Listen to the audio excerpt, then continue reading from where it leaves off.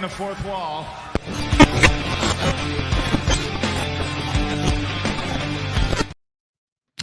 What up, everybody? It's John Escudero. That's right. He might be looking a little different than you were expecting tonight on the Smackdown post-show rewind.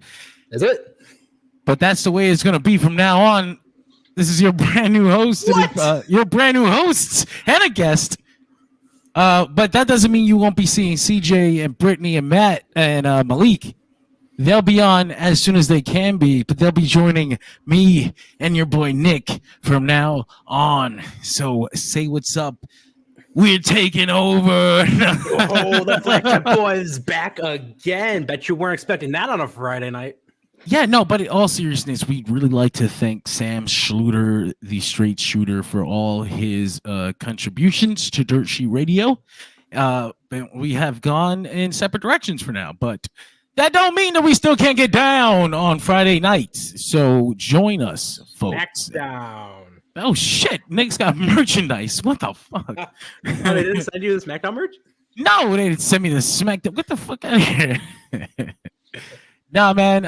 It was the go-home Smackdown to WWE King and Queen of the Ring. Yeah, man. How did you guys feel about this show overall before we get into that main event right out the back? I felt like it was a different atmosphere because it was in Saudi Arabia, but I felt like they just put on a regular SmackDown. You know, like they didn't do anything, special or anything. You know, but the crowd was definitely made it a little bit more special than it would have been if it was just in say Louisville or something. You know.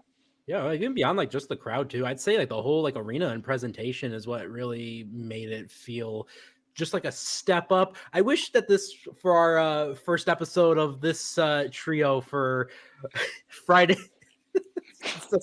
Friday Nick Matt John. Friday Nick Matt Smackdown. Yeah, boy. Let's go. Let's go. I wish we had a more episode. I could probably cite a few that we're utilizing the stage behind me right here. Yeah, I do. It was a decent episode. It was the atmosphere that really, I'd say, set it over the top. I agree with that. I wish we had a better episode of SmackDown to kick off our new era of the WWE Smackdown post show.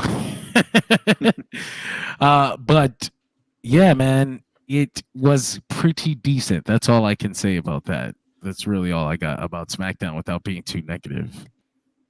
Yeah, that stage was pretty impressive. The stage, the atmosphere, the awesome crowd. But I really dig. I dug not just the stage. Stage is fine, but the thing in the background of the hard cam shot, there was like a giant strip that just kind of that they used. Kind of say semifinals during the King of the Ring. Oh matches. Yeah. To SmackDown during the other parts. Yeah. I like that shit. Makes the I did show too. feel different. Yep. Made it feel like a big deal. And again, that audience was anytime they go to Saudi Arabia, the Saudi Arabian audience hungry to see wrestling. And that was one of my things with the Saudi Arabian shows. I know there's a whole controversy around them, but I see the crowds and they seem really appreciative to watch pro wrestling. And I mean, how could you take that from those people? But so I'm cool. I'm cool with that. I really like how they weren't chanting "This is awesome" for like things that weren't awesome, but that's cool. They were enthusiastic. That's fine. That's fine. First That's show cool. in months. And you know what too is, anytime they would pan over it, I saw again fellow nerds just like us on there. It was cool. They were singing Cody's theme and everything. I was like, oh shit, okay. They really got into it for the whoa. It was great. It was good shit. You know what I noticed? One thing was during the Grayson Waller effect, they had I think it was Theory said, yeah, I think Theory said something like, "Oh, you might call him the megastar." And I just saw one guy in the background jump up, and he was like, "Oh!" And I saw him go, "LA Knight," like his hands up in the air, and I was like, "Damn, that's fucking awesome." That's really cool. Like I said, they're really excited to see their wrestlers there, man. I can never take that from them because their government or whatever. We have a fucked up government too, Welcome to a Politicast. Ooh, Nick is all blurry and anonymous. It's the government. It's because I mentioned the government. You don't want to hear the secrets of what's really going on the SmackDown stream. That's Deep Throat. But Last name. we might as well get right into that main event. One day King I'll of the come back Ring into focus. One semifinals. day. Randy Orton defeats Tama Tonga to earn his place in the finals of the King of the Ring against Gunther. Random riff music. Gunther. What do y'all think, man? This match was it was okay. I had it. It was one of the matches I've ever seen in my life. Truly a match.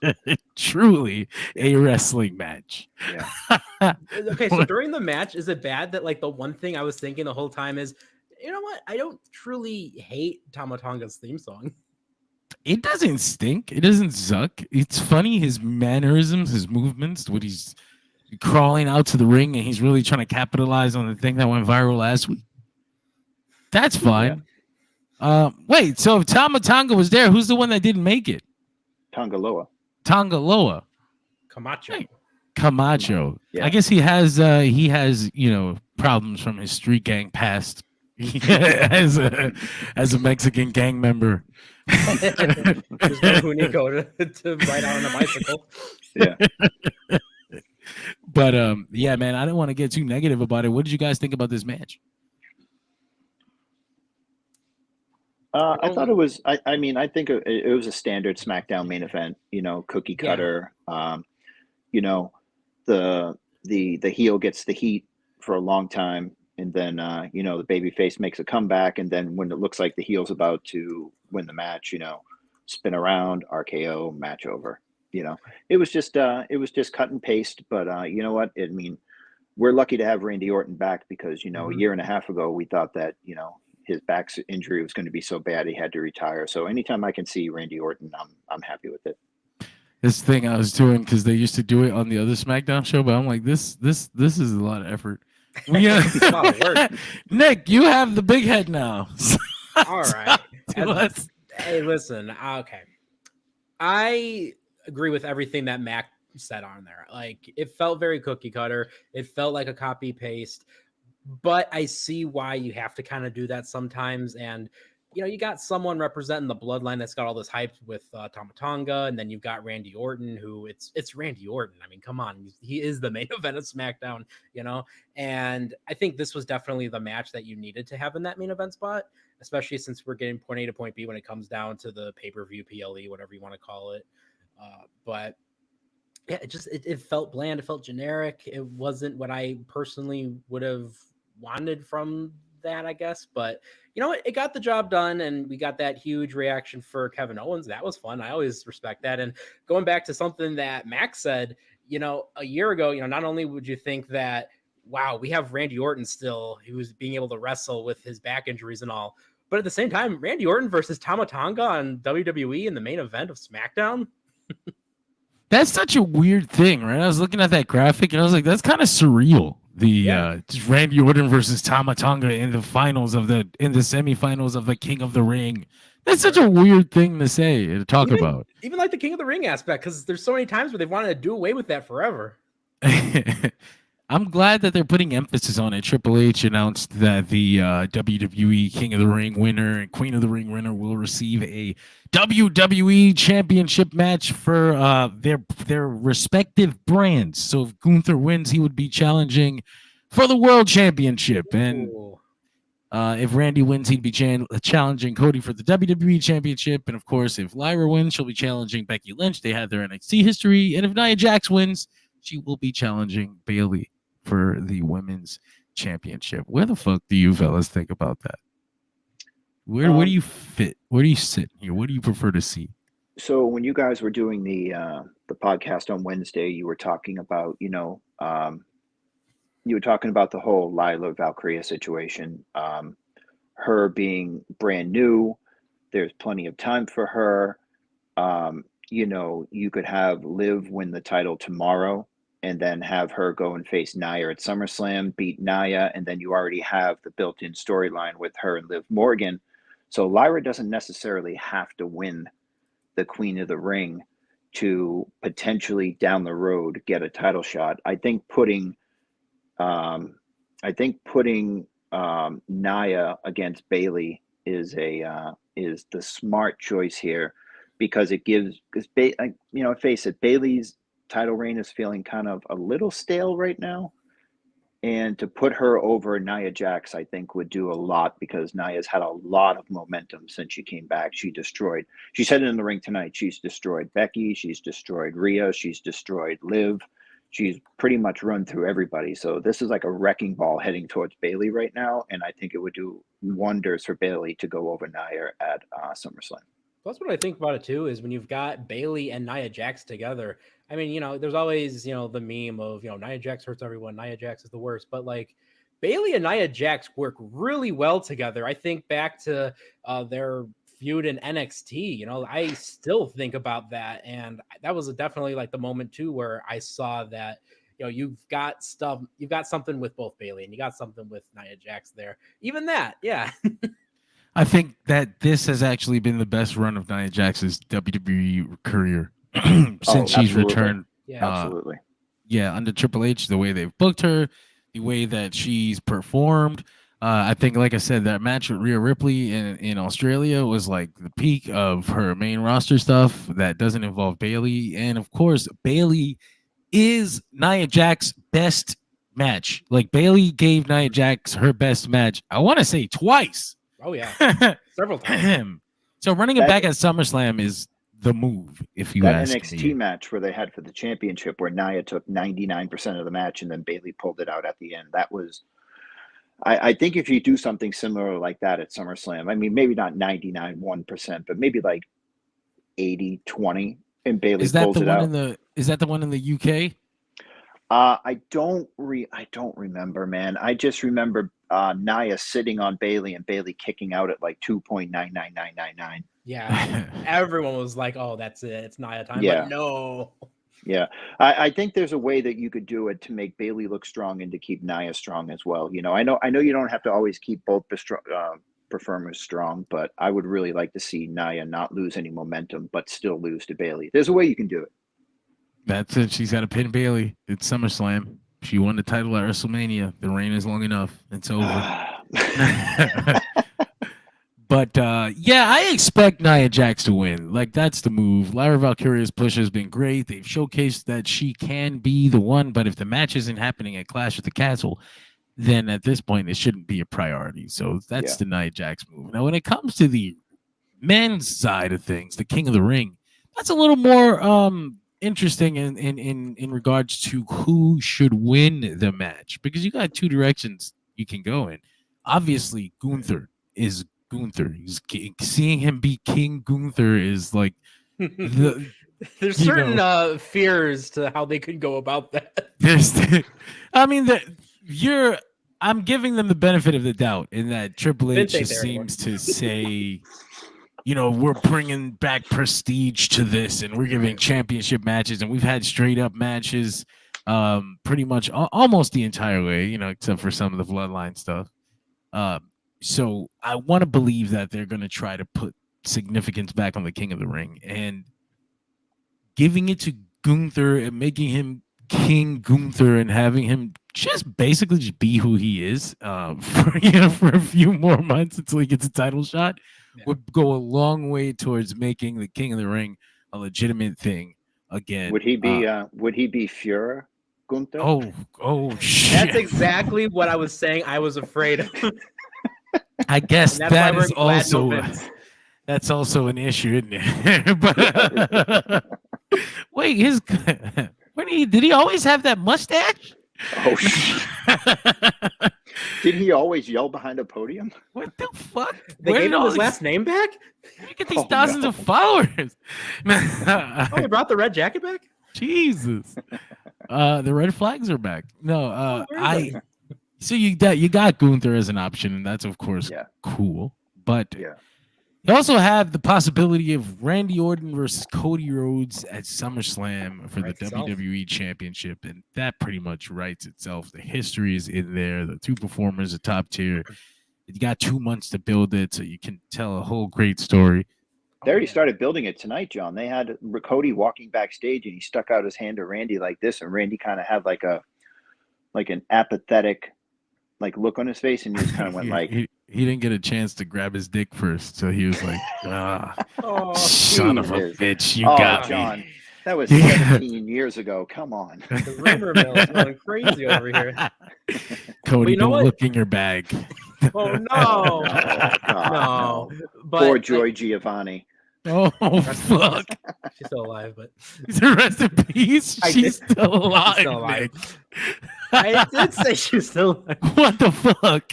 But speaking of still being alive, you know, when I'm thinking like Randy Orton, you know, you mentioned, you know, prestige is the goal for the King of the Ring. And who better for any of that prestige? If Canyon's not around, you got to throw it to Randall Keith Orton to rest in peace, Canyon. Flatliner was awesome. But, you know, Randy Orton as King of the Ring, it makes sense when it comes down to wanting to establish it as a big deal. I don't think it's going to be Randy Orton, but I could see it happening potentially in the slight 2-3% chance that it's a move done for the long-term legacy of the King of the Ring. My biggest problem with this is that I don't have no interest in seeing Randy Orton RKO Gunther and pin him. Like that bothers me. That image, the idea of Gunther just getting RKO'd and pinned, or even if he kicks out and it fucking happens again. Oh, because Randy's the veteran, he can pin Gunther. I don't want to fucking see this bullshit. I don't want to see that bullshit at all. It reminds me of that Survivor Series match where he got Claymore kicked and he was the first one eliminated. Fuck!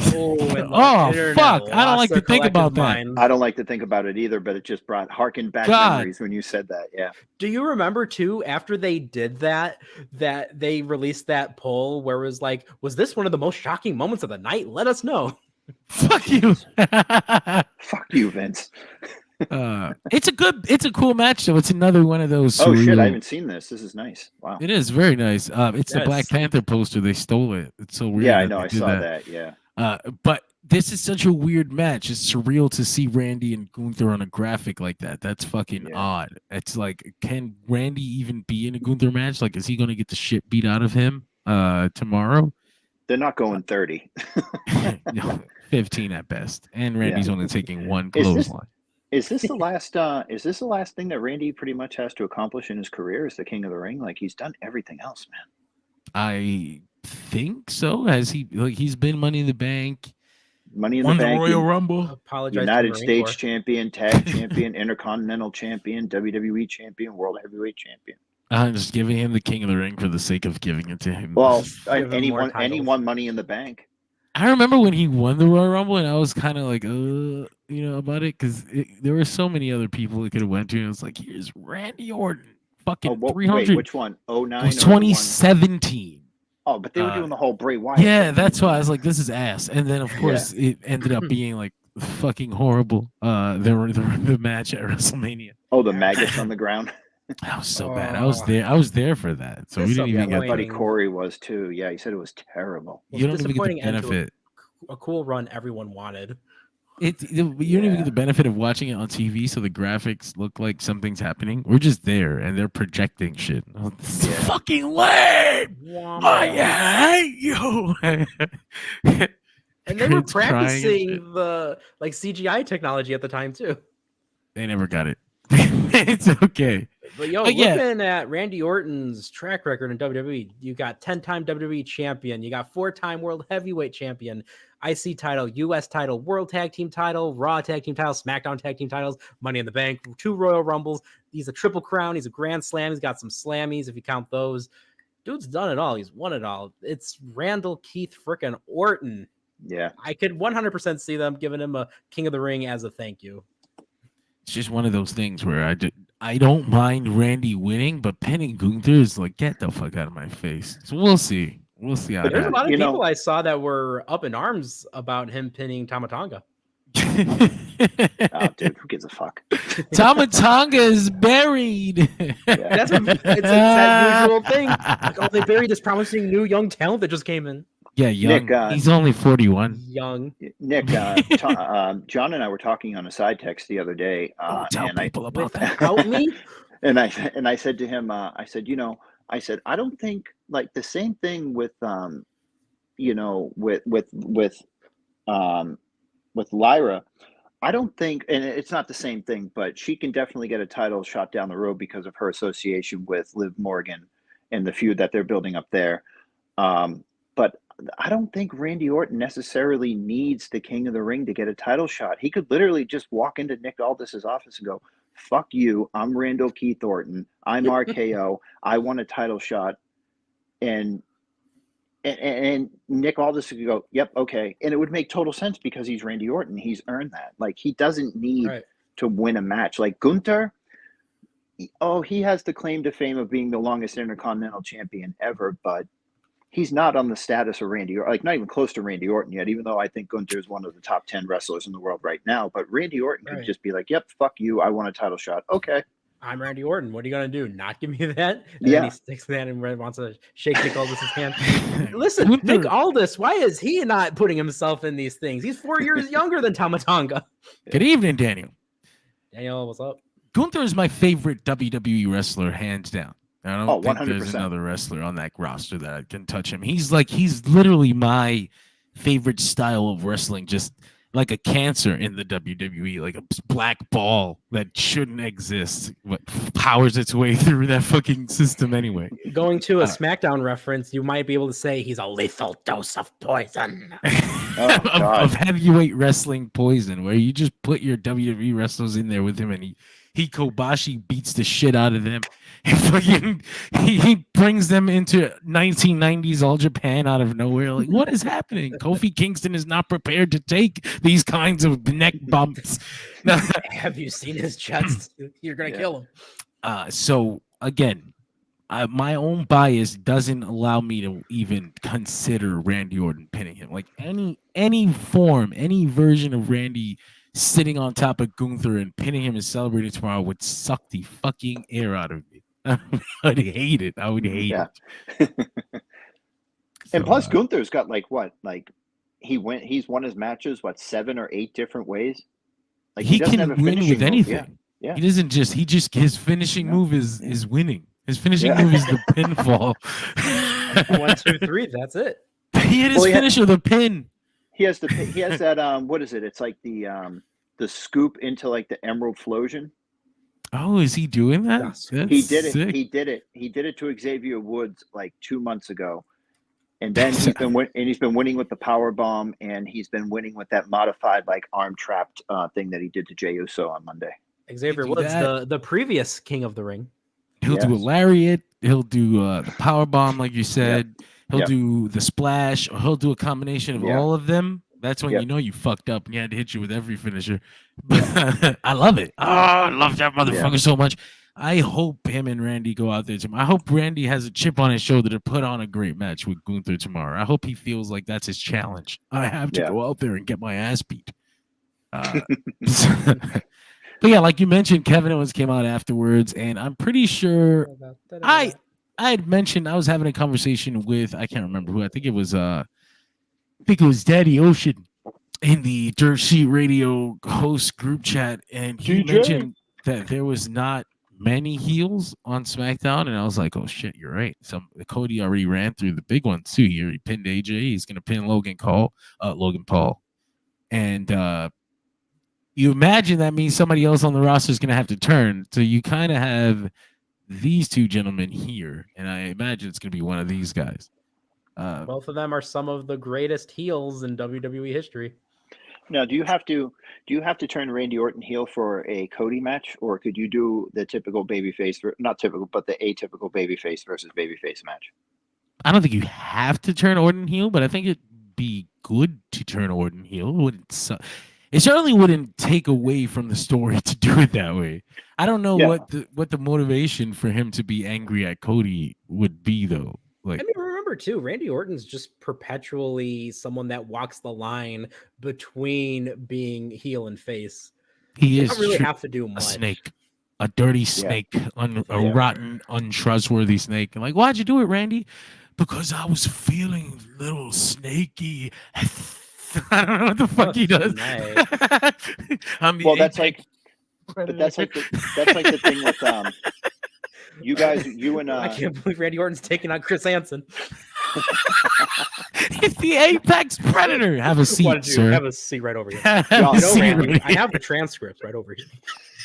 Nick, I Give an don't know if RKO. you saw because you went to bed, but Greg and John were talking about Swerve Strickland the other night, saying that he didn't necessarily do anything to his character or change his ways. So if he was to walk back into a heel role, he could just continue being himself, but he would just attack a babyface and be like, hey, I didn't change anything about myself. The same thing with Randy Orton. Randy Orton just could, be like one day, be like, hey, I don't like Kevin Owens anymore. Fuck you. And then drop him with an RKO. And it's very on brand for Randy Orton to do that. It's not out of the blue, Absolutely. And that was Why'd you do it? I was feeling it. Exactly. And that's one of the things too that you can argue with Kevin Owens. Yo, Salem, what's up? One of the biggest things too that you can do is with Kevin Owens, he's got that Breaking Bad quality to him where it doesn't matter if he does good, it doesn't matter if he does bad. He is the danger. He's the one who knocks, Walter. He's the one who is going to knock. He's the one that's going to let you know, hey, I'm doing this for my family. He's a prize fighter. That's been his character since day one, and still he's to doing this day. it because he likes it. Exactly. I was just about to say that. I like no, but literally too, because look, some of the stuff he does it for the sake of achieving his own childhood, his boyhood dream. And look at the match with Stone Cold Steve Austin. He'll go back into that heel character if he needs to get what he wants for either himself or his family. Dude signed a 5-year contract so he could have a match with Stone Cold. They peaked it out in the first year, so I had to spend 4 years being like, wait a minute, did I fucking make a mistake? No, I'm gonna lose to Roman how many times? No, it's worth it. I imagine in his mind, like, that was it. Like, once he got that match, like, what else could you could bury me for 4 years straight, and I wouldn't give a fuck. You got to be the capstone to the career of Stone Cold Steve Austin. Yeah. He'll take it with him forever. That's a cool thing. No, I don't want. They're not even paying him money right now. Like I said, I don't want to hear you fucking complaining. I don't want to hear you talking shit when it comes time to be in the Rumble and you got thrown out 30 seconds after you got in with no real plan for how to follow up on it. Breaker whips you out the other side of the ring that you came from. Yeah. Oh shit, Kevin, we need you to do one of those really fancy bumps you do. All right, it's be really cool. It's for Braun. Yeah. Thank you, Kevin. Kevin, remember when the bushwhacker came in there and he got thrown out the other side? That's what we need you to do. Oh, Jesus. Braun Breaker does kind of remind me of like an intense on bushwhacker, like a really intense bushwhacker. Oh no! Don't give him ideas, John. Yeah, I know, right? But think about, just imagine his mannerisms real quick. Could you imagine a bushwhacker on like really strong coffee or like cocaine? Like, If they got to be their deathmatch, the bushwhack before they came to the WWF. I mean, they got the to be the bushwhackers. They were the sheep herders. Yeah, they're deathmatch legends. Dude, deathmatch legends. that's it. He's a fucking bushwhacker, not a Steiner. Yeah, great, John. Now he's going to come out next week like. Dude, one of them, Why is he licking the foreheads of all the kids in the audience? One of them would randomly show up in Ring of Honor tapings. It was the most fucking crazy shit. John, were you at the show where he was signing autographs? It was Butch. I don't know. I don't know if I was at that lobby. show, but I was at a show where he randomly did Hammerstein. come out. Yeah, he was at Hammerstein. He was sitting at a table. There was no one there. I walked over and I was like, Butch, nice to meet you. He's like, whoa, nice to meet you. That's iconic. He licked my head is where I was getting to. Dude, he had official Ring of Honor merchandise, like the 8x10s, and it had the Ring of Honor logo in the background, and it just said Butch. And I was like, he was a member of the roster, but it just felt like nobody called him and he just showed up. Like, I don't have a match tonight. Like, what the fuck are you doing out here then, Butch? It's like that one random Fit Finley match that he had with Kevin Owens at Best in the World. That did happen, didn't it? Yeah, it did. Oh, yeah. shit. You're absolutely right. Yeah. I was at that show and I was like, Fit Finley? Anyway, I guess getting back that to was this back in SmackDown. Fit Finley's like side quest era. I have a picture with them. So we gotta whip it back up to the opening of the show real fast. And the show opened with the Queen of the Ring semifinals, Nia Jax versus Bianca Belair. Nia Jax picked up the victory. Can somebody tell me where she got that little crown from? Like, she pulled a little crown out in the middle of the match and put it on top of her head, and I thought that was funny as fuck because I had no clue where it came from. I almost don't know if I maybe they hid it in that padding that they put in her suit to make her look like she's bigger than she really is when she's like a super fucking model. She's actually very hot, and I'm like, why don't we just have her be hot? Like, that would also work. Yeah, can we not put fat bastard stuffing in her fucking in her leotard, please? Hey, listen. Hot women are not scary is the lesson here. Yeah. I can tell you that's a fucking lie. I'm scared to go to sleep every night in this house. but no, it was all right, man. I had a decent time with this match. The crowd loved it a lot more than I did, admittedly. They were like all the way into it. This is awesome. And I was like, is it? But it was fun. It was fun. It was fine. I think they more so popped for the Bianca's like feats of strength, you know. That's true. Right. They might have just been happy to see her do cool things, and she was. Yeah. Match ends with Bianca. I can't remember what Nia Jax did to the knee. I think she chop blocked it and just beat the shit out of it. No, Bianca. She went to the top rope for a suplex. Bianca slid underneath her and went for the KOD, and her knee gave out, and she dragged her over into the corner and gave her the Yokozuna splash for the win. That's such a dumbass finish. What the fuck? Literally, I her failed. knee gave out, landed backwards. She dragged her by her feet over to the corner, had to flip her body over, and then gave her the Nia Jax splash. That's a garbage ass. Not the finishing move, but just this whole sequence of events. Like, this is how it's. I almost hate. I mean, I guess I understand, like, you know, in real life, this happens. Sometimes you tweak your knee because you went too far, you tried too much. You got too silly. You got too silly, too cute, too funny. You were truthful with the therapist. But I get it, but it's kind of lame. But it was a way to protect her as a champion because, you know, she pinned a champion clean pretty much, you know. It doesn't, like, it feels like it doesn't protect Bianca because, like, it feels like not only did she get pinned, like, she also failed at her feat of strength. Her body gave up. Body gave out. Body gave out. Like, it wasn't even your skill, it was your body. That's worse. Yeah. But whatever. You just got booged. He's just got Rick Jesus. Boogs. Oh fuck. Yeah. So they followed up that match with the backstage. I also want to say too, I appreciate the bonsai drop because I love anytime family members use each other's moves. Yeah. That's true. That's very true. You're right about that. I love Very that. astute, Nick. And can we appreciate too that their jumpsuits look pretty cool? Because I feel like when they first started having the women's matches in Saudi Arabia, they really just had like a generic jumpsuit and that was it. But now like they're really putting some effort into making them have like really intricate designs and whatnot. And I kind of appreciate that. Bedazzling them and all that shit now. Yeah. When they first had them, it was like shirts, t-shirts and long sleeves on. We don't know what we're doing. We're covering up. And they're getting a lot tighter because in the beginning it was like they looked like they were wearing trash bags in the beginning, you know. I think there's a law. I think it's actually very funny that they had them. It almost felt like they got mandated to go to the beach and everybody go post bikini pictures and show them how you were able to. Did you see that shit, John? Did you see surprising. that they that all of the divas commented on one of the Saudis' Facebook pages thanking them for letting them go to the beach? No. I'm gonna send that to you to the group chat. Yeah, it was like who was it? Electra Lopez.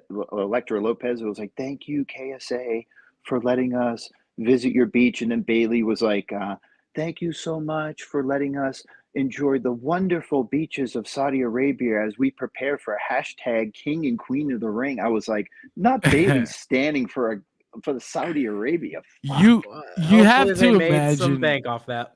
You have to imagine I'll send it to you. It's a job mandate. Just like going to the beach in the first place and just like posting those pictures.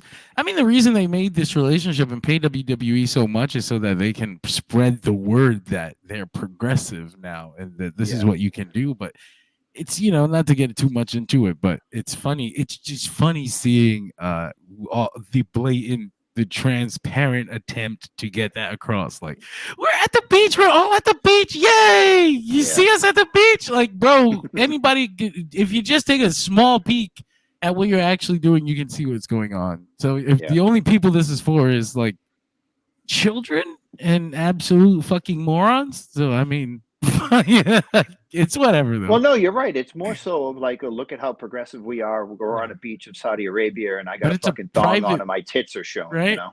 And there's not a single Saudi Arabian citizen in the area who can see you, who ever be here. Yeah.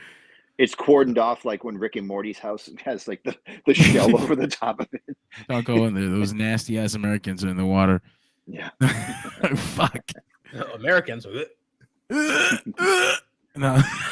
We followed that up with a segment backstage. Bianca Belair is tending to her knee. She gets made fun of by Tiffany Stratton. It is a very cool outfit. I'm pretty sure she made it herself. Bianca Belair comes. She calls her a loser. I mean, Tiffany Stratton calls her a loser. Indy Hartwell and Candice LeRae come up. Indy gives this great line where she's like, "You've got one knee. We've got four knees. What are you gonna do?" That's fucking great. That feels ableist. And then Jade walked up a little bit. She's like, "What are you gonna do?" Big dicked all of them with her bodysuit where her abs were showing through it. That was actually wild. She walks up with this suit. She's got 6 fully visible abs sticking out of the suit. Like, Cadella maneuver. I don't blame Candice and Indy for being like, "Oh, we weren't saying shit. We didn't say anything." You know what the funniest part of that was is when Jade's like, "Yeah, I think we need to teach them a lesson. I'm gonna go talk to Nick Aldis." And it's like, bitch, I got one knee. What the fuck are you doing? Please, I actually you want me to have a match in 24 hours, you dumb bitch. I didn't like Jade in that segment because she doesn't come across naturally. It comes off like she's reading a script, and I was like, yeah, it's okay. I am going to go talk to Nick Aldis. Aldis. Yeah. They're also, it's weird that they announced this match tonight because on Monday when they asked Zoe Starks and Shayna Baszler about their number one contendership, they mentioned like, so you'll get a shot after Candice LeRae and Indy Hartwell.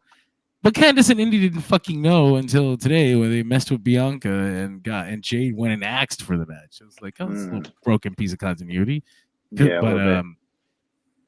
But yeah, they do announce the match for tomorrow on the pre-show. Those belts ain't going anywhere. Pre-show. The pre-show. That's where we're at. That's where we're at right now. I'll let that speak for itself. The idea that like all Jade Cargill and Nick Aldis do to communicate is they don't speak; they just start like flexing, like that one anime scene. That's fucking Full Metal Alchemist. Full Metal Alchemist, yeah. Armstrong meets the teacher's husband. Yeah. It's just Jade and Nick Aldis just flexing. It's like that. It's like that scene in Step Brothers. You're like, you got to call me Hawk. You got to call me Nightwing. So, what the fuck happened after that? I lost my face. Okay, here we go. The Grayson Waller effect was in effect. Grayson Waller and Austin Theory are out there. They're talking shit, and then they're gonna introduce LA Knight, but out comes Carmelo Hayes instead, and Boston's Carmelo Hayes. Yeah. He's all, yeah, man, I heard y'all were calling my name. They weren't. They were just describing a regular, sarcastically calling LA Knight cool and shit. But he came out there, he appealed to their heel sides, and they all were like, we're all heels. Hell yeah, we are. And they just start trashing on LA Knight. LA Knight comes out, they jump his ass. The Street Profits come out and help LA Knight. We got a 6-man tag set up after this Blair Davenport promo. Did you happen to catch the little bit of continuity that I fucking love so much in wrestling? Is when Carmelo Hayes came out, Grayson Waller started yelling, do you remember the last time we saw him? Remember, they beat him down in Miami, and Trick Williams ran out and saved him. Ah, that's right.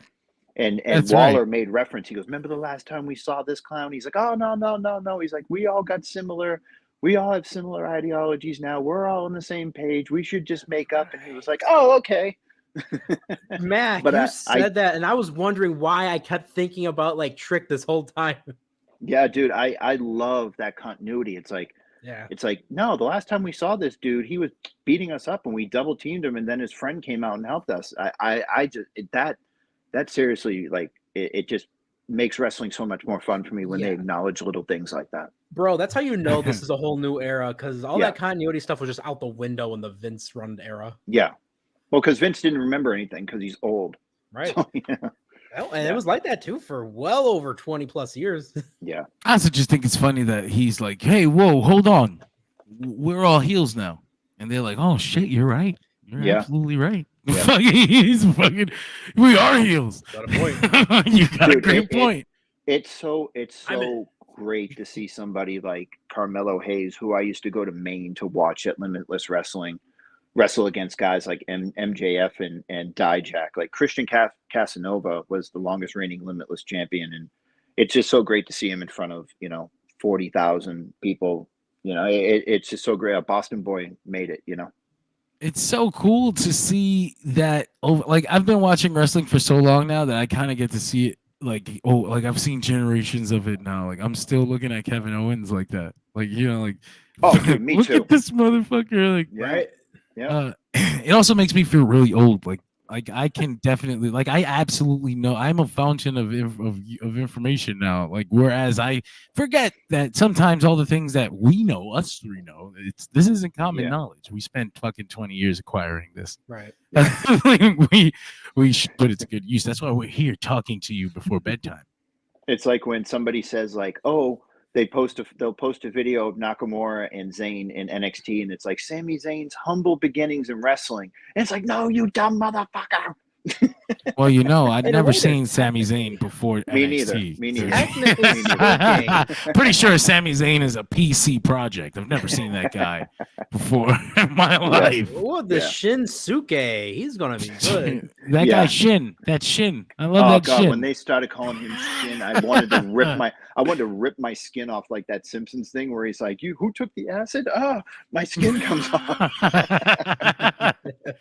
Oh man. Remember, he's the artist. That's right. The artist, Shin Nakamura. Oh. So they had a promo for Blair. Blair Davenport is coming Yeah. She was one of The the SmackDown? original people to leave AEW. She was. They Yep. the pandemic didn't work out. She had to go Mm. home, and they were like, "We're not paying you to stay in England, so you can go." That's fucked up. Yeah. It's pretty much how it happened. That is. So after that, the 6-man match was underway. The Street Profits and LA Knight versus Carmelo Hayes, Austin Theory, and Grayson Waller. What is the name? A-Town Down Under? A-Town Down Under, yeah. That's what it is. Fucking forgot. I just called them by their whole thing. Dude, it's so weird when you like read A-Town on a SmackDown show because I keep reading it as A-Train. And I think that's just A-Train my Down like Under. ruthless aggression era brain. You can see what's behind me. It's Lord A-Train Lord and Tensai. Nathan Jones tag team. Tensai, Oh, God. Lord Tensai had its own potential in that specific era of WWE. Mhm. But that was the one time the fans were like, you know what? Let's stand up for this. Of all things, Yeah. Tensai. Lord The- Tensai in 2024 is a walking cancellation. Well, Honestly, you know what? though. You know what it was, man. At that point, you had all this hype because WWE didn't have a monster like him, and it was like he came from Japan, and they were gonna book him like if he was this different kind of wrestler, and then they got Beat Lesnar. John back. Cena on Raw. They were like, "What the fuck do we need him for? We got First match. Lesnar." Yeah, first match he beat John Cena on Raw clean. They had plans. Listen, this is what I was gonna say. Yeah. Remember, Over the Limit. I'll never forget it. It was like Over the Limit 2012, I think. They were originally going to have the main event be John Cena versus Lord Tensai, and instead they're like, you know what? John Cena and versus John Laurinaitis makes more sense. Oh, wait. CM Punk and Bryan Danielson just kind of in the corner somewhere. Oh my Okay, guys, God, we're here dude, that too. match was so fucking There's awesome. a title here. Yeah. World Championship match. Championship here. No. I was a kid. I loved that match. And John Laurinaitis won that match because Big Show turned heel for the 87th time. I fucking hate. Your biceps were huge. Yeah. I hate my life thinking about this. Really nice today. Just reminiscing on it makes me sick. Nick's very subtle John Laurinaitis impression made me giggle. The ace, baby. Yeah. Sorry, Colt, you're fired. But, I did it before DDP. Where's my The, skateboard? Dynamic dudes. This was another one of those matches that benefited from having the crowd be what it was. I mean, they went out there and they did a lot of things. Dawkins continues to surprise me. He pulls these things out that I don't expect from him. I think he did like a cartwheel or something in the ring. Dude, like it was like He's a athletic. handspring. Do you remember when people were saying like, "Oh, Montez Ford's going to be the breakout," so they put him in that United States Championship Elimination Chamber, and he went up to the top of the chamber and like jumped off of it, and people were like, "Oh my God, he's going to be a star!" And then Angelo Dawkins dropped like 30 pounds and was like, "Look, I can somersault now." Fuck that. Fuck that. Let me in. He's like, I'm not going to be no Marty Jannetty. Yeah. Watch this. Yeah. When he what did he suplex Braun at WrestleMania? Who's that? Or Carmelo? no, Montez? No, Dawkins. I Dawkins. think he gave Dawkins. Yeah. Oh no. He ran around the ring and stopped Braun from that choo-choo thing. He shoulder blocked him and Braun went like flying into the barricade. I love anytime they give Dawkins a chance to have like any like feats of strength. And the fact that now he's implementing like a lot of like more athletic maneuvers, like Dawkins has proven himself as a freak of nature, and I love that. And because again, I was personally afraid for him. I won't lie. Everyone was so hyped for Montez, but Dawkins is coming into his own. And again, I love it too, because Dawkins was someone that I kind of had a lot of respect for, because I liked his amateur background going into WWE. Because remember, he's from that really early Performance Center era. He's in FCW, wasn't he? Yeah, he was one of the transfers. Jeez. It was Chad Gable who hit the Chaos Theory on Braun in that match. That's right. That was very cool. Yeah. The strength and control that Chad Gable has is, again, freakish strength for a guy his size. But you know what I hate about the ring. I didn't hate the Orton match. I love any Orton match because I'm glad that he's here. We almost lost him. Lost him to injury, not death, but almost to injury. But the thing is like you have LA Knight, you have the Street Profits, you have Grayson Waller, you have Austin Theory, and you have Carmelo Hayes. I know you only had maybe like 10 minutes, but all of these guys are generational talents, and you have them go out there and do such a cookie cutter I tag you. We'll do a dive over the top rope. Somebody lands on the announce table. It just seemed so formulaic, like just a regular 6-man tag. And it's like, nah, dude, all of these guys are like under the age of 30. Like, let's fucking, well, not LA Knight, but like, let's go. Yeah. Like, let's do something. Like, Mac, he's a promising young talent for WWE. According to Eric Bischoff. Yeah. Well, when you're 90 years old and ran 2 companies into the ground, everybody's up and coming. He's a good kid. Yeah. Yeah, he's a good kid who's going to be able to apply for AARP in 14 years. Yeah. Again, Nick Aldis is 4 or 5 years younger than LA Knight. Oh, Jesus. LA Knight could be the general manager of SmackDown tomorrow. Yeah. So we followed this up with Logan Paul and Cody Rhodes in a really interesting segment. Cody comes out. I'm not sure what he was out to do. Probably just to cut a promo and talk about his politic. Talk about his family. Hey, look, Cody's a fucking. I gotta give my respect to Cody, man. He made that shit happen for himself subtly and with the help of Triple H. Probably they fought back against a force and they made it work for themselves. And that force is still whining and complaining online to this day. Day. Cody comes out and says, "Hey guys, did you know my dad was the American Dream, Dusty Rhodes?" I love when a guy's gimmick is just that he is the son of Dusty Rhodes. Yeah. I don't know if you guys noticed, but I'm the son of a plumber. Plundering going on around. Hey, wasn't there, John? Do you remember like the first like Saudi event? The Saudi president wanted like Yokozuna and the Ultimate Warrior and didn't know that they were dead. And Andre so the like so these guys like seeing like Randy Orton and all these guys, they're probably still stuck in like 97 Shawn Michaels Psycho Sid era, So them seeing like jumping over the top rope and dives and shit like that, they're probably, oh my fucking god. I don't think so. I think it's I think the government and possibly the people who pay for these things are entirely removed from shit. But the crowd is singing Cody's theme. No, I was just being more facetious, but yeah. Yeah, no. Speaking of facetious, I want to say too, we have such a juxtaposition in the world right now. We got Logan Paul facing off with WWE champion Cody Rhodes, and then you got Jake Paul with Mike Tyson. That's fucking crazy. If WWE doesn't capitalize on that by having Big Show knock out Logan Paul on Friday before that. Oh my God. Paul White has jumped ship. They got to bring in Mark Miro again. I'm a changed man. Put those gloves on and shut the fuck up. Yeah. Ooh, they would finally get access to the Johnny B. Bad character that Vince wanted so long, but Vince wouldn't even be there to appreciate it. Oh yeah, I know. I was just about to say that Triple H calls him. It's like, hey Mark, you got the trademarks of Johnny B. Bad yet? No. Click. Yeah. No, little Richard sued us. So, Cody does come out and he says a pretty generic babyface stuff. Logan Paul comes out and interrupts him and he goes, "Hey man, you saw me put my brass knuckles away. I didn't bring any out and I won't need any more." Or he said, "I won't need any to beat you." And then Cody had a referee with him because he was just kind of chilling out there in the timekeeper's position where I guess referees still chill. He must have been waiting for his next match. That's what my headcanon will be. He was out there waiting for the next segment. So Cody calls him in the ring. He's like, "Hey, give him the old pat down." Logan, listen, man, I really liked Logan in this segment. SmackDown. I thought he was really naturally like a fucking douchebag. Like, what are you talking about, man? You're not a fucking search me, dude. Like, it came across really natural. That's the thing about Logan. He doesn't have that wrestling promo cadence. So, like, he comes off like an actual douche in the ring. Like, who let this douche in the door? So, which is who he is, and I love when heels do, take that into consideration because people naturally hate and despise Logan Paul.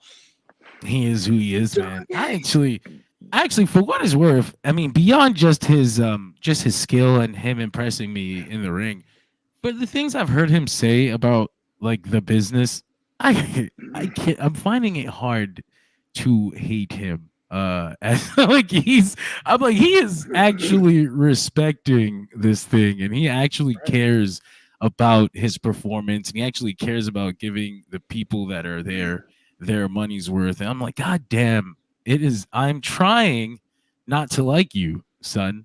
This isn't happening. It's not good matches. Mm. I have you know a what the thing- feeling by the end of this run, like I'm not going to ever be able to say anything bad about Logan Paul ever again. Well, you know what it is, John? It's that, like, when you see him in character and he's just talking and he has these segments where he comes out with the belt and he's just like, he's like, I'm the greatest, blah, blah, blah, blah, blah. I'm the United States champion. And you're like, oh, fuck this douchebag. And then soon as he gets in the ring and he starts wrestling like he's a 30-year veteran and flying all over the ring and hitting, the buckshot lariat and doing splashes through tables, you're like, oh, that's why I like this douchebag, But when he's just cutting promos and shit, you're like, fuck, I hate this guy. Fuck this guy. Get him off my screen. Then when he's in the ring, you're like, more. I actually like his promos too. No, I do. But no. I know what he's going for, and it works For sure. sometimes. Yeah. It does Honestly, work too. Yeah. I think his mind has helped WWE in the marketing department because he's so social media minded that he knows how to make certain moments in the ring, because he's also a wrestling fan, how to turn those into viral. Like, I'll never forget about him and Ricochet at the Rumble, springboarding right into each other. Yep. That was 100% an idea he had, because he knew something like that's going to go viral. Taking the cell phone and doing the frog splash with the POV. Oh, yeah. That was fucking genius. He knows what he's doing a lot of times. He's literally on the Prime Instagram with the belt around his shoulder, drinking like a Prime. And there's a lot of wrestling fans that aren't Prime fans, and there's a lot of Prime fans that aren't wrestling fans, and they see this crossover and they go, what is that belt? Oh, WWE. Oh, let me check him out. So it's like a smart thing to do, to put it on him, And when you think about it too, from that same perspective, sorry to interrupt you, John. It's like, you can easily go with the heelish route too, where he can almost like $1 Million Man himself into any title shot he wants. Like, hey, listen, you wouldn't have had this great show if it wasn't for a Prime branding. You saw me. The Prime brand was all over the ring. It was all over the signs. Like, we paid for this, so you kind of owe me a title shot. Dude, they got the Prime station. Exactly. Interestingly enough, this week they let go of the entertainment talent coordinator that originally scouted Logan Paul for WWE. Oh, really? Wow. This was the lady who had been booking WWE's current entertainment crossovers. So pretty much any entertainment crossover that you saw for the past, 5, 6, 7 years that you enjoyed was thanks to this woman. So I was really confused. I was like, what? You got rid of the lady that brought you Logan Paul? What the fuck? Yeah. What are you thinking? Probably what I imagine too. She's the one that brought in Bad Bunny, and that's been great. I'm saying AEW, get her now. That's a big get. They need to be grabbing people like that as TKO merges the UFC and WWE offices, and these nuggets of gold fall out of the fucking bottom of their underwear. You need to scoop those up. Her severance package was the Slim Jim car. That's where it went. Yeah. Didn't they steal it? They definitely stole it, right? You hit the horn. It's just savage. Oh yeah. Oh, yeah. So it was a good segment, though. I thought it was. This whole fucking feud between Cody and Logan has been a whole load of nothing. And I mean, and Cody's been saying the same thing. You don't believe in the Logang? He's been saying the same thing since they first had their fucking face off. People say that you're just a YouTuber, but I believe you're a wrestler. But you gotta believe in what you're doing, Logan. You're being too part-time. Like, you've been saying this for thanks, Nana Cody. By the way, did you know my father? Yeah, but before you get out there, I want to remind you, they say us Rhodes are too real. I don't know when he said that. I was like, but you know what the funny thing is too is like I hope they don't go with the dumb babyface trope of Cody only thinking that there are 2 pairs of brass knuckles made in the world. Well, no, I appreciate that Cody keeps subverting like dumb babyface tropes. Like he Yeah, keeps yeah. going, okay, Yeah. well, I know where Yeah. this is going. You've got Yeah. another fucking set of breast Yeah. nugs. Yeah. Mac, you It- know how we talked continuity earlier. Now I'm just Yeah. thinking like sometime before they need to do a segment. They need to do like a social media post where Cody goes to the brass knuckles expert himself, William Regal, and is like, let me know where he would hide them. Let me know what he's The doing. dick. He's going to put it under his balls, Cody. Yeah. Brian Tran Another looked there. thing too, I laughed my ass off at this fucking segment when Cody had the brass knuckles in his hands and Logan Paul was like, security, he's got brass knuckles, get him out of here, do something. He's like, call the police. And then he should have pulled out another brass knuckles and went, but not for me. You've got him now. Like, why should we trust you, dude? Yeah, Get him. Yeah, he's That's like, security, get him, call the police, please. He has That's brass knuckles. exactly what I'm talking about when I say like I really like Logan in this Yeah, segment. he's really just- fucking good. Yeah. He's natural. It's good. He's natural in the ring. He's natural on the mic. They stumbled across the perfect storm and they fired the person who brought it for them. Yeah. Good job. Anyway, 2 steps Convinced forward, 1 step forward, 2 steps back. yeah, Cody lives and breathes for the WWE Championship, but Logan, while being a legitimate professional wrestler and not just a YouTube, treats this like a part-time, and that's the story. I don't. Whatever. It's cold as fuck, and this is the second feud for Cody as champion. That's cold as fuck, but And it Maybe. feels like the low-hanging fruit that everyone targets for these two guys, the son of Dusty Rhodes, taking on the YouTube star who's not completely dedicated to professional wrestling. this stinks. Excuse me, Cody Rhodes and AJ Styles had a 5-star match at Backlash, so you watch your goddamn mouths. That was the How worst. amazing that Now French let me crowd say was. something. That was the worst rating Dave has ever given a match since the Dijak and Keith Lee PWG match that he was in attendance for. I've seen that match 3 times.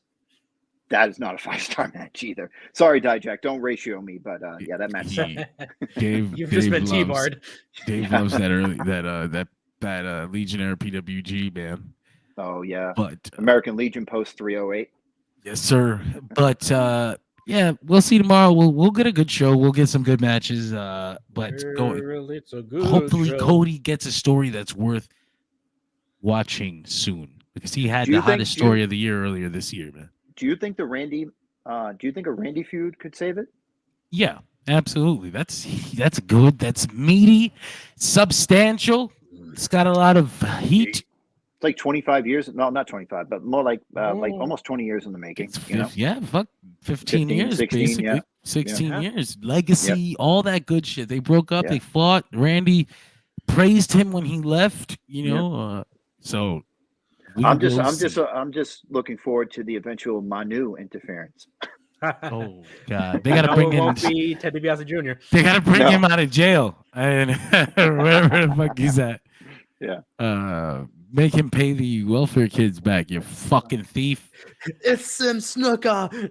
I don't Oh, think no. they hire. I don't think they No, hire he- more snuckers on purpose anymore. Yeah, he after didn't the- catch the Undertaker, so that wasn't a.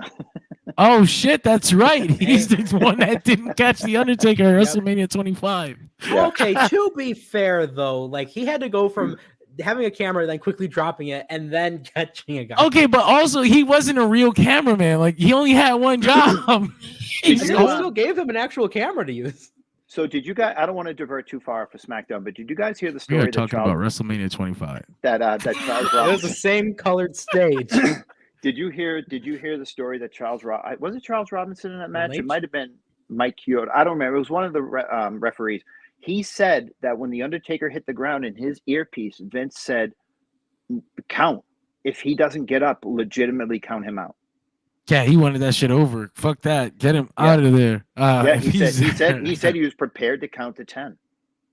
It makes sense. If you're concerned about the Undertaker and if you think he's hurt, then you're like count that shit and try to get it to an end as fast as possible. Because if he can't get up by 10, then he is hurt. Because if you notice, he Imagine got in the the ring world right where when the ref that's- went 9. He rolled back into the ring. So Imagine the He made world it, where but- that's how the streak ended. On a count out because the Undertaker broke his neck because of Sim Snuka. Because of Sim Snuka. What Sim would have Snuka happened broke if the streak. Domino was still around? Just saying. Cherry too. She was great. She was. I She had a was crush just on her. in- I was Same. like the whole 1950s thing. I was like, Cherry. Cherry. Listen, we got that. I got that Italian family. So like, Deuce and Domino was so cool to me. Dude, And then Cherry. They ended fucking Kendrick and London's longest SmackDown tag team title reign. Cliff Compton spit at me once at a fucking Ring of Honor show. That's the fucking quote of the night. In the armory, in the National Guard armory. He was fighting Kevin Owens. Why does it sound like a Cliff Compton thing to do, though? He definitely spit at me once. I was like, what the fuck? He didn't hit me, but he spit in my direction. Motherfucker. So we followed that segment up with Bayley defeating Chelsea Green in a fucking nothing match, but you know, crowd was excited. Piper Niven comes out afterwards, takes out Bayley, and the fog clears when we see the vision. What did I say? What did I say in the group chat, John? Put the fucking title on Piper. While I don't see that happening, no, I don't I either. do think that having her versus Bayley at Clash at the Castle is the move for multiple reasons. I wanted to see Lyra Valkyria challenge Becky for the same reason, but having Piper versus Bayley is probably the better match. That's just me. I think Piper Niven's a great wrestler, and they don't showcase that very much. This would be a great opportunity to do that. Yeah, she's great. She's excellent. Viper. Those senton splashes were fucking brutal. She did squish the shit out of Bayley. It was fine. It was what it was. I can't wait to see the match. After that, we had this segment that I don't think I was prepared for. AJ my Styles. God, I was so fucking depressed. We just talked about this too, even beforehand, before we get to the depressing part, where like you're an established legend that can just come in and start making demands. Go for it. He should, but you know, he walks in the office and he's like begging for a WWE Championship match, and Aldis is like, I don't fit in this suit, brother. I don't know what the fuck is going on. I'm tired. I just texted Jade earlier. You're talking about title matches. What the fuck are you talking about? Where am I? Yeah. Anyway, AJ says, you stop fucking with me. You know I don't have much time left. And I was like, is he battling fucking cancer? What? What is happening here? What in the Breaking Bad? He said it like Nick knew too. He's like, you know, He said it like he's dying. He didn't say it like he was retiring. Yeah. He said it like there's a bullet in his ass and it's leaking. Yeah. You know, I don't have much time. You know about the bomb, don't you? It will go off any moment. You know about the bomb. It's in my chest. Nick. Yeah. Yo, but like, That I don't was even know sad. what I was gonna say to that. I agree, Tony. It was sad because I think AJ mentioned in real life before that his this would be his last contract. Yeah. That is exactly what he said. That is what brings me back. Do you guys remember? And this is me going to the other side for a little bit, but it's important here. When William Regal on AEW was giving that interview where he made it sound like he was getting ready to pass away soon. And that's kind of the same vibe I had from this. I was like, what? What the fuck is going on? Yeah. Oh man. AJ retiring though is a sad thing to think about. Like I'm losing my heroes. Brian's gonna retire, AJ's gonna retire. What the fuck? Yeah. No, these are like two of my top 10. Like, no, I can't His accept Styles, for me too. Like he's one of the last, even though he was only for a little bit, one of the last remaining ties for active full-time wrestlers with WCW. Yeah. First of all, that's crazy to think about that he's been around that long, that he got to be in WCW. Fucking disgusting. 2001. Yep. Air Styles. But I can't deal with this as a person. Like I don't know what I'm being left with, like Grayson Waller and shit. Like AJ, no. Anyway, I'm gonna have to go to that damn Bryan Danielson retirement match in Tacoma. It's only 11 hours away from me. I can't. Start walking right now. You'll make it. Yep, you'll make it. Tacoma, Washington. But yeah, that was pretty much it. We talked about the main event earlier tonight, and now we can talk about our jobber Down tonight. of the night Gilbert. with those fresh SmackDown logos in the corner. I made that. How come talking about Gilbert made me think of this really dumb moment from 1999? Do you guys remember this, where they cut so many people from the roster and then they cut Blue Meanie, and the late 90s internet revolted and they rehired the Blue Meanie for a little bit? Oh, really? I don't remember that. I remember happened. when JBL fucking stiffed him at One Night Stand, and then they had that SmackDown a couple weeks later, and he got that receipt from fucking was it the Blue Meanie you hit him? Was it Stevie Richards? I think it was Stevie Richards. Yeah, Stevie got just the, waffled. I just imagine them jumping him. Like, we got your ass. We got your ass now. yeah. Stevie Blue Richards, Meanie the got paper- Blue Meanie got a win over JBL at the height of JBL. You know, and And they I had don't- that random BWO versus Mexico's match. I think it was was it like JBL claims it's a miscommunication, right? He's like he was claimed drunk. that he was drunk and he was just swinging wild. He's such a dick. He's such a dick. I Never imagine forget that, when he almost ran me over in Chicago. that's true. That's true. Never forget when Joey Styles knocked his ass out from the Bronx, baby. Did I ever tell you I was at Beyond Wrestling and Joey Styles right before he got knocked his canceled? ass out? Yeah. I was at Beyond Wrestling in Somerville, Massachusetts, and he walked by. He was doing the like the commentating. He walked by. I said, "Hey, Joey," and he come over and he's like, "Hey, how you doing?" He shook my hand. And I said, "Can I ask you a question?" He's like, "Yes, I did knock JBL out." And I was like, "Oh shit, you knew I was going to ask you?" He goes, "Yep." He goes, he was being a dick on a plane. He had too many fucking drinks. He goes, and I just turned around and socked him and put him to sleep. Yeah, a bar. No, it was on a plane, I think. Oh, I thought it was at a bar. All these I I'm could pretty have sure swore it was- I could have swore he told me it was on a plane, but maybe. I fucking heard go to it's like jail a if you do it. backstage fight. You go to jail if you do it on a plane. If you knock a guy Maybe. out on a plane, you got to go to jail. They take But you- no, they but he 1000% said, yeah. I go, "Can I ask you a question?" He goes, "Yes, I did knock JBL out." Hey, speaking of which, let me just say, you're as cold as ice. Steve Blackman, just one backhand knocking JBL out. cold as ice.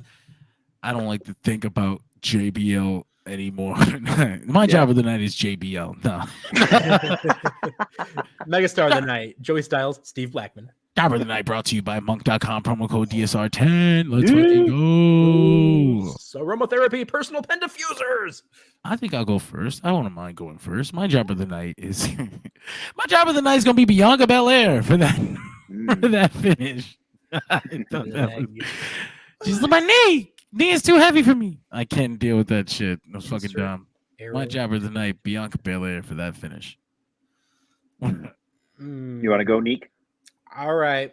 I'm gonna say it. I'm gonna hold up the SmackDown hat, represent the blue brand, and I'll just say Chelsea Green. Oh, not Chelsea Green. Chelsea, no, speak to the general manager. Did you see when he came out and the announcer announced her and he goes, "I don't think that's her name." And he goes, "Yeah, someone else has got a trademark on that." My jobber of the night is Tama Tonga.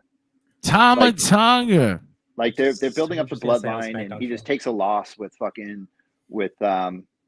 what's his name, Solo at ringside, and and he didn't have Tonga Loa there, or Tonga Loa, or whatever the fuck they're calling it. It's an A or an O, But yeah, it's Tama Tonga.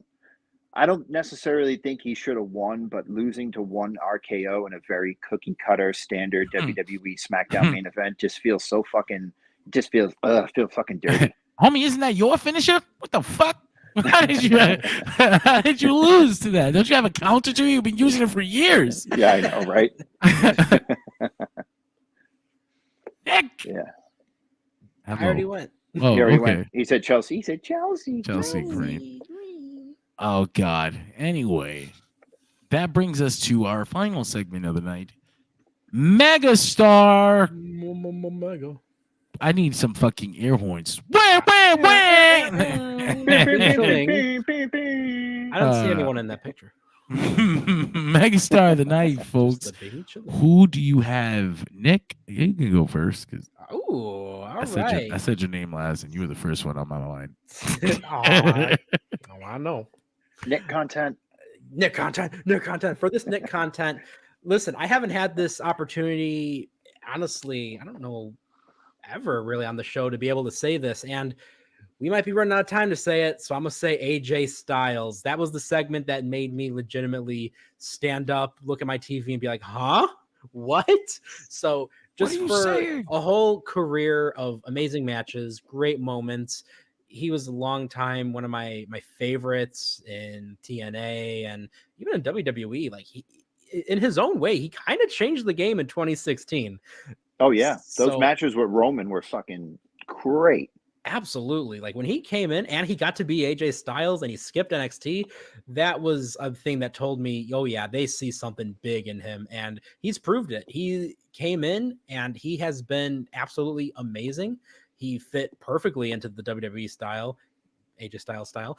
And so yeah, that's my mega I get it. star, not just for the night, but for just so much because he's had such an amazing career. I feel bad for him a little bit because he was kind of disappointed that WWE didn't get Ospreay or Okada. And they asked him in that interview, and he's like, "I just kind of wish that they realized that it's not the same company anymore." And I was like, "Damn!" Like he's gonna retire, and he really wanted some high quality opponents to wrestle. And he was like, "Fuck." At least his friends got rehired.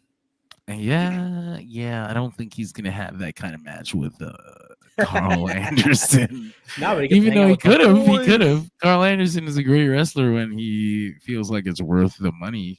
I was gonna say, remember when Carl Anderson could go? He could. I mean, I always say Carl Anderson and Luke Gallows, they keep the spirit of Kevin Nash and Scott Hall alive. They're just like willing When he was to in do that, nothing. what was he in that G1 Climax final with Nakamura? Uncanny X-Men number 207 has the best cover. Is that the cover with Magneto, the handcuffs on? They use that suit for the show now. That's a decent cover. But that's a strange comment. It just came up right now. What were you saying, Mike? I was saying, didn't Carl Anderson, like his whole, he rode the wave of the 2012 G1 Climax final with Nakamura for like 10 years. Because it was proof that he can actually wrestle, and he's like, "Yeah, put that shit away. I don't got to do that. I don't got to do that again." You guys remember 2016, how earth-shattering that was when we heard Styles, Gallows, Anderson, and Nakamura were leaving and were WWE bound? I remember I remember thinking like New Japan got punched in the face. It felt like they got robbed. Our boy, poor Reese. I thought he was having a nervous breakdown. It was the day after Wrestle Kingdom too. I feel like Wrestle Kingdom was a Sunday that year for whatever reason, and the Monday that news comes out, and you're like, "What?" I think AJ and Nakamura had just had their match, right? They had their match. Yep. Like they were giving each other the pound because we're out of here, bro. So the next, the next night they had what's the one always after Wrestle Kingdom? It's the New Year's Dash. New Year's Dash. They had Nakamura and Goto versus AJ Styles and Kenny Omega, and AJ was celebrating the win, and Kenny came over and gave him the one wing angel, and they all kicked AJ out. Nice history, because that's the night the Elite was born. Yep. So much goes into the career of AJ Styles. I could talk about AJ forever, man. He's one of the greatest wrestlers I've ever seen. Legitimately, like I don't know. The day is gonna come where we're gonna have to dedicate an hour plus to AJ, and I'm not ready. Absolutely, not ready to do it yet. Speaking of 2016 SmackDown, like look at again how groundbreaking he was. He made 2016 SmackDown, which itself was fantastic. That was like one of the best years for SmackDown. But the fact that AJ Styles was honestly the leader and the heart and soul of that whole brand, it just goes to show how amazing of a talent, the face that runs the place. You know what I remember? You know what I remember most about AJ in WWE is when they were going to have that god awful fucking Brock Lesnar versus Jinder Mahal match at Survivor Series, and then they, out of their ass, they pulled that London AJ versus Jinder Mahal, and he beat Jinder, and then AJ didn't have side plates for like 3 weeks because they didn't plan on having that match, so he just put black tape over Jinder Mahal's side plates, and it's like That's That like was how much WWE trusted AJ Styles. They're like, we need somebody to face Brock that's going to make Brock look really. Oh yeah, we have AJ fucking Styles. That's right. Plus, His too, didn't Brock 2016 want to work with AJ as well? he did want to He work did, with AJ. yeah, yeah. I think it's more that he didn't want to work with Jinder. Yeah, But yes, he did want to work with AJ. I think AJ Styles 2016 is one of the best rookie years in WWE history. One of, obviously, absolutely. not touching Kurt, not touching, even because Kurt Angle's year was like a real rookie year, like he really was a rookie.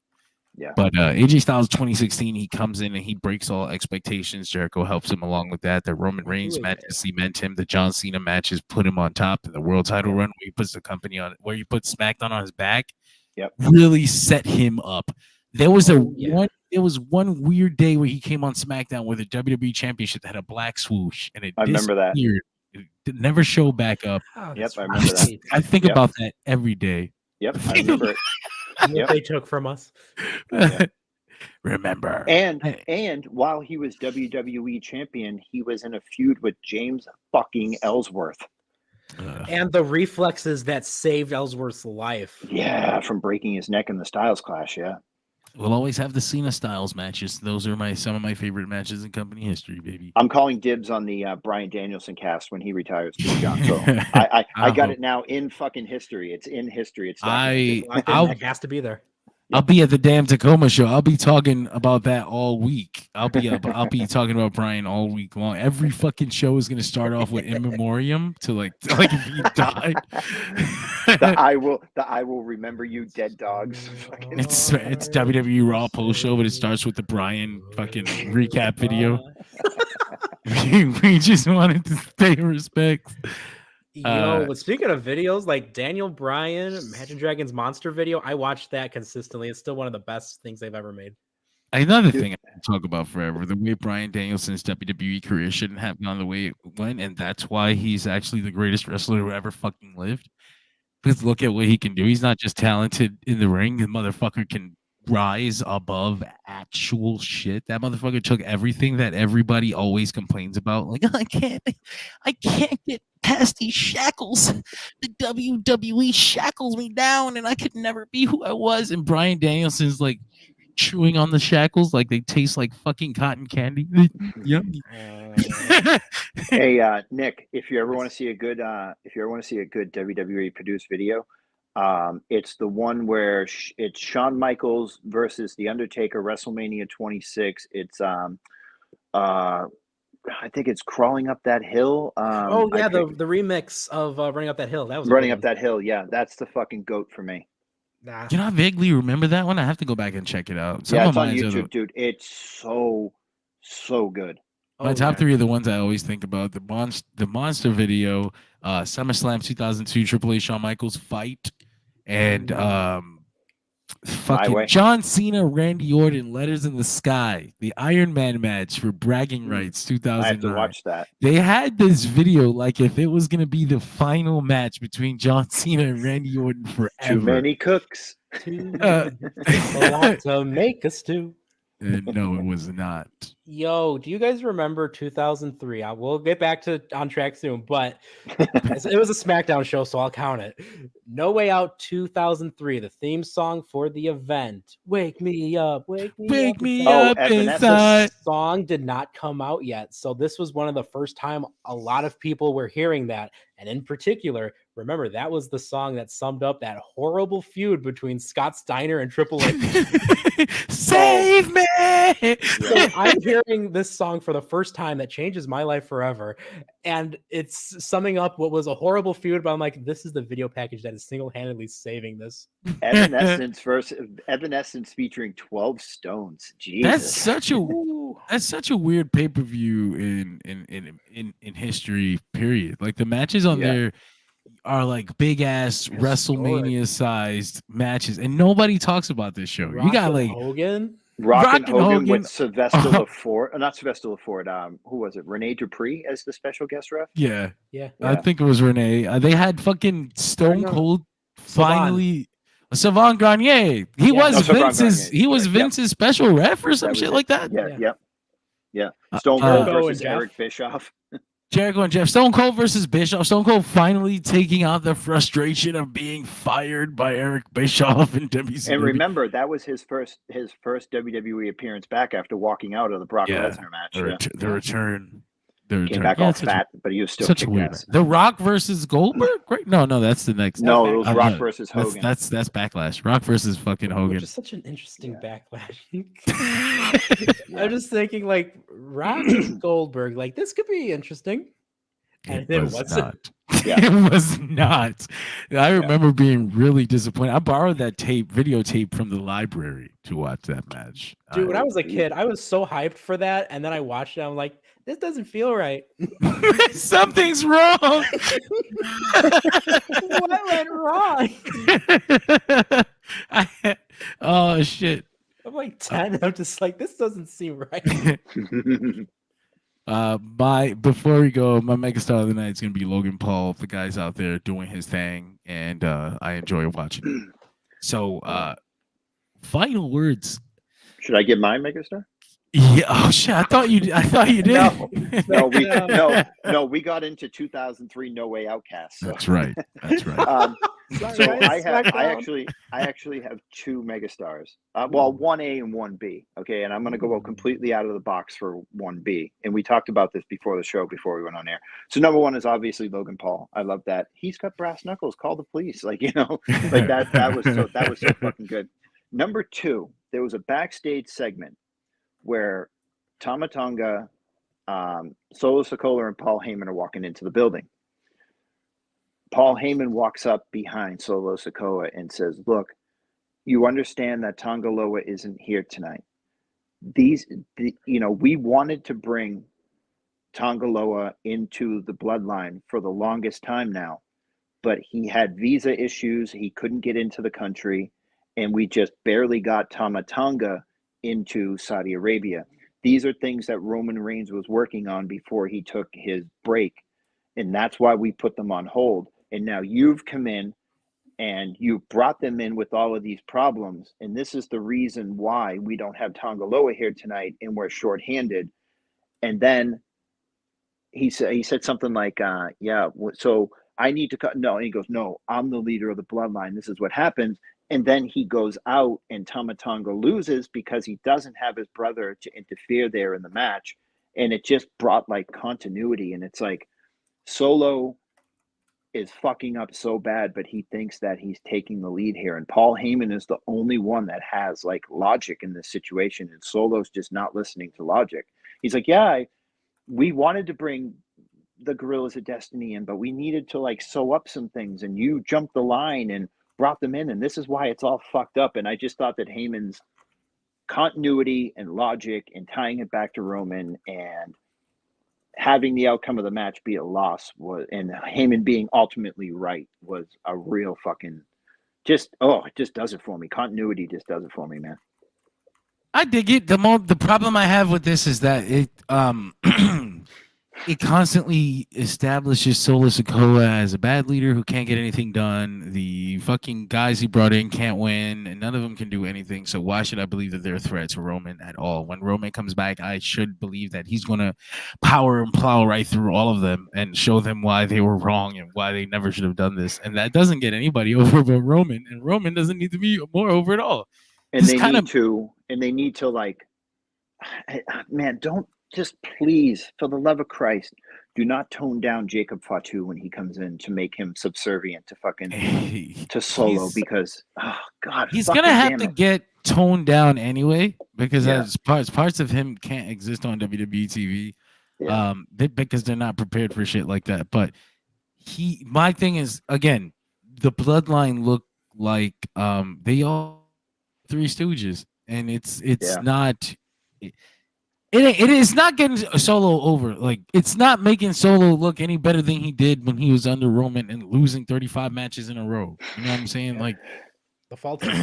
They look so badass in that segment where they beat down Kevin Owens and he was in the car accident and everything, and then it's all gone downhill since then. We're crazy. We're just not good at this job. was not good at this job at all. And I like I said, like you said, I liked what they were doing with that, with the idea that Tama and Tonga are fucking maniacs, and we didn't want to bring them in because they're so crazy. But they don't win. So why? What does it matter? You don't want to bring them in because they suck. Like that's what you would. Tama just took a 1 RKO pinfall loss in the main event. And, Hey, can we now, also- check this No, though. sorry, John. They're Yeah. gonna bring in Jacob Fatu, right? And now let's say Jacob Fatu is the one that turns the tide. Now he really overshadows Solo Sikoa. I Like know. now he really looks like the better asset for the bloodline. So Hey, you can we put him in talk- a no, Oh, I was gonna sorry, say you John, put go him in a position to come in and take Solo's spot even more now, I feel. Can we talk about the fact too that when Paul Heyman was, I think maybe like a month ago, maybe like 3-4 weeks ago, was standing in the ring and he goes, "Call Ro," and then Solo took his phone and stomped on his phone and broke his phone, and we haven't seen the phone since. And it's like, did you not know Roman's number? Did you not have insurance on that phone? Where don't did your know phone go?